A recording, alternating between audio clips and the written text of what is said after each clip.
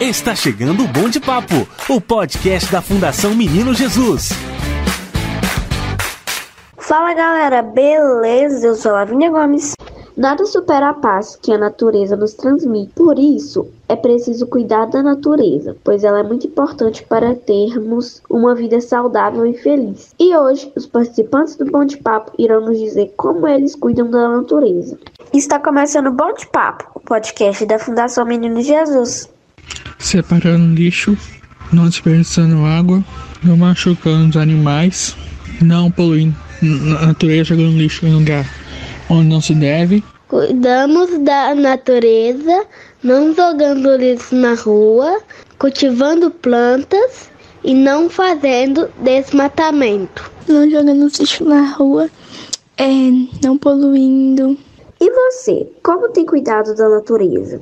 E este foi mais um Bom de Papo, o podcast da Fundação Menino Jesus. Toda quinta-feira tem um episódio novo. Tchau! Você ouviu Bom de Papo, o podcast da Fundação Menino Jesus.